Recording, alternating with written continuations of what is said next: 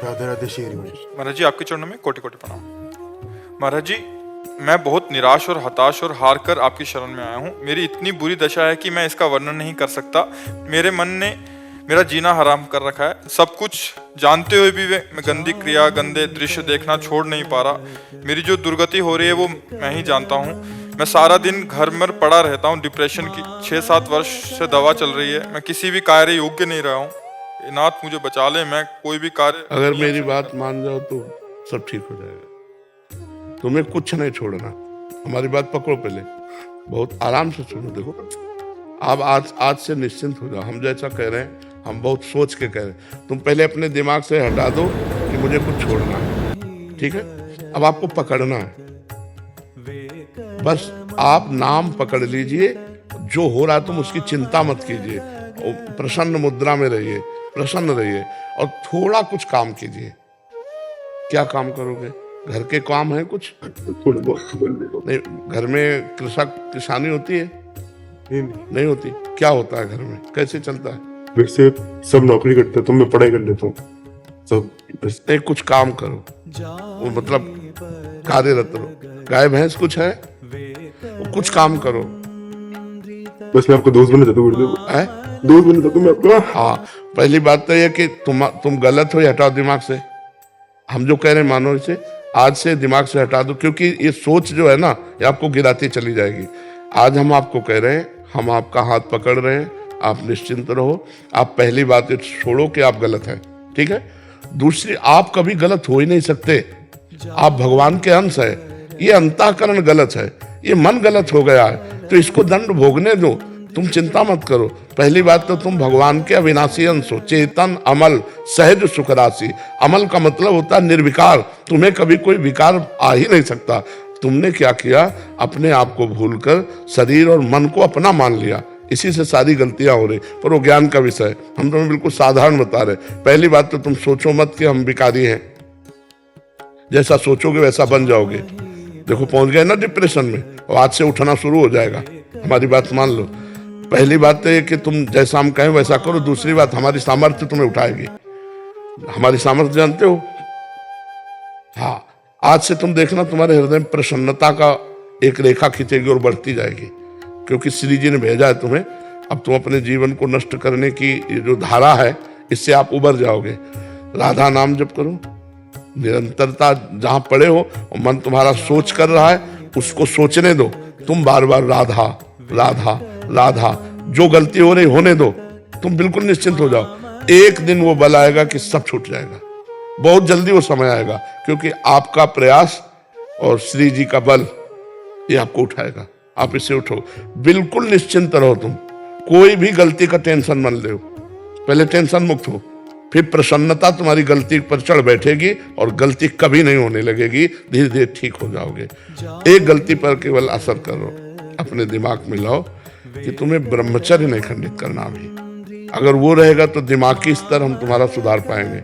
गुरुदेव मैं हमेशा दिन गिनते रहता हूँ, मतलब बस आज नहीं किया, कल नहीं किया, पता नहीं मेरी स्थिति खराब है। छोड़ो, बस एक चीज केवल करना, हस्त क्रिया मत करना। बस एक चीज पकड़ लो, तुम हस्त क्रिया मत करो। वादा हमसे करो। पक्का कर दी गुरुदेव। तो बस ठीक है। और राधा नाम जपो। और आज से हम तुम्हारा वादा करते हैं, तुम किसी भी तरह की चिंता मत करो। ये हम मतलब बिल्कुल हृदय से कह रहा हूं। तुम बिल्कुल चिंता मत करो। आज से देखोगे आप, महीना भर बाद फिर आना आप हमसे मिलना के दोस्त भाव से। हम कोई बल ऐसे बिल्कुल ऐसे समझो जैसे तुम तैसे हम, जैसे हम वैसे तुम, बिल्कुल अंतर नहीं। बस निश्चिंत हो जा। निश्चिंत हो जा। पापी को गुरुदेव आपके सामने हूं। नहीं नहीं नहीं, ऐसा नहीं नहीं नहीं, बिल्कुल हम तुम दोस्त हैं, कोई पापी नहीं। देखो, गंगा जी के पास जब जाया जाता है और गंगा स्नान किया जाता है, तो अपने को लगता है ना कि मैं पाप रहित हो रहा हूं, क्योंकि गंगा स्नान कर रहा हूं।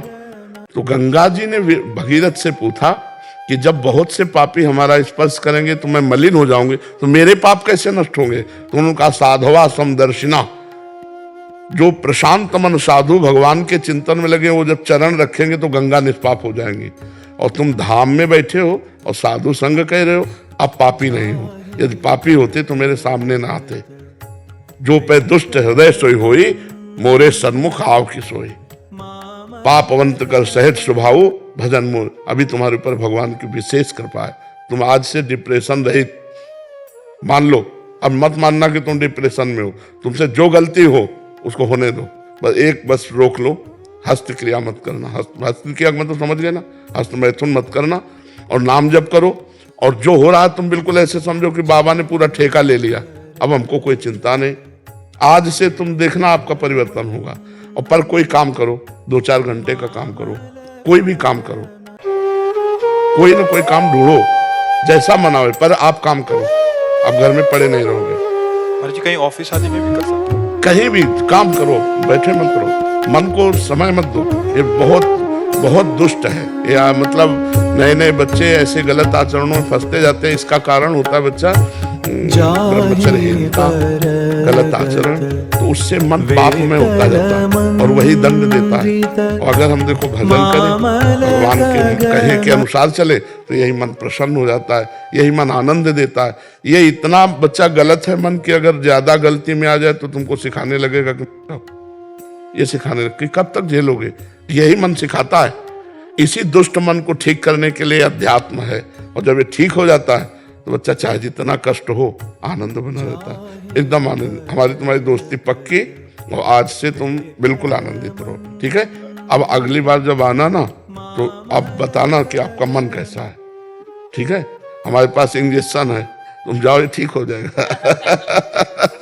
हाँ, समस्त सृष्टि का मन श्री कृष्ण है, और श्री कृष्ण का मन किशोरी जी है, और किशोरी जी की शरण में हम हैं। चिंता मत कर। राधा राधा रटते रहना, ठीक है। आप इसको एक श्री जी का प्रसादी चुनरी लाओ, इसको दे प्रसादी लाओ, बरसाने की श्री जी की चुनरी का प्रसादी। मस्त रहे यार, हमारी जिंदगी ही जगत के लिए है, मस्त रहे। I love you Gurudev, I love you. अब ये तो हम नहीं बोल सकते। इसको अपने सिराने रख लेना बच्चा ना। सिराने का मतलब समझते हो? सिराने का मतलब होता है जैसे तकिया रखी होती है, ऐसे रखना। ये सिर है ना, तो सिराने ऐसे रख लेना, ठीक है। और हर समय इसको देखना मानो हम ही आए तुम्हारे पास, आनंदित रहो।